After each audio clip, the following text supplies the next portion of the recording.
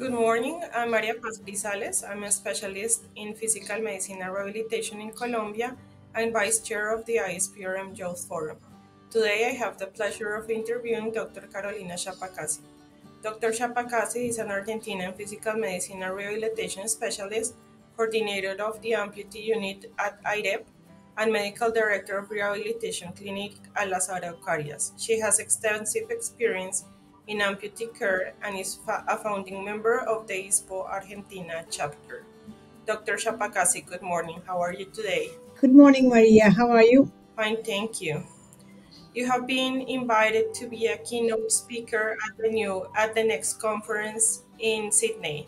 What are you looking most forward in the congress? Yeah, that was an honor, a great honor to be invited to be a keynote lecture speaker on the Sydney Congress. I think it's going to be a great event with a very nice scientific program and also very many activities because it's going to be the 25th birthday of the society. So um, there is, I am happy to be able to represent all the region I live in, all of Latin America, by talking about amputees and giving them a general view of what is happening in the region with the traumatic amputees. Thank you, Doctor. As you said, we understand your keynote is about traumatic amputees. Could you tell us about a little bit more about what your conference will be about? It will be about the different causes and the theologies and how to fit them and how to train them and how in different countries we have different problems to be able to get the assistive technology on time. Sometimes it's easy, sometimes it's hard because some of our countries are low income countries.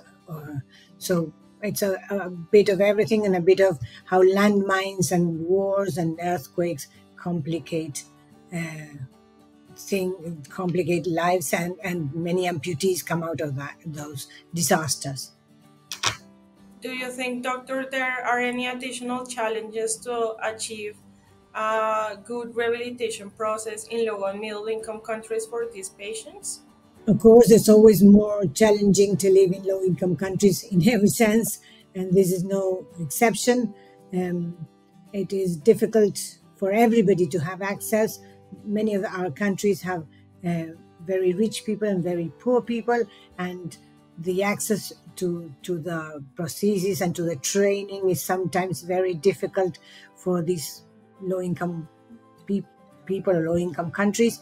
And also accessibility and sustainability of these programs is very hard.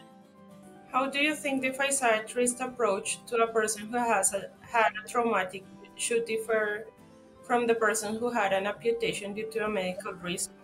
The one thing that characterizes physiatrists is that we have a holistic way of looking at things, and in that aspect, it's not so different to a diabetic patient.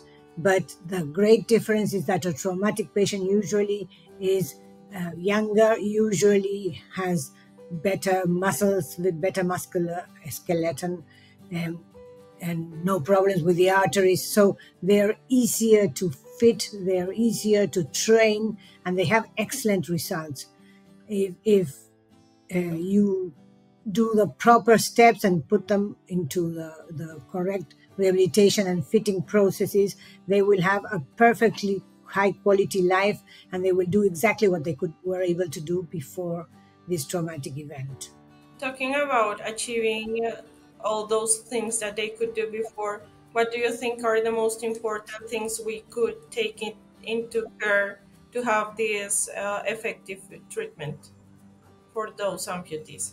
Of course, they have to be able to reach a facility, and those facilities have to be um, not expensive or public health paid by, so that they can achieve the treatment. Treatment is like a prosthetic part where we just fit the muscles and the patient and the balance and the training with crutches, and then we go to the fitting, and this is where we have to be able to get this on time. Sometimes they take very long to give a prosthesis, and then we do some kind of plaster or plastic, very very basic elements, but to wait for the real good one or the real biomechanical fitted one.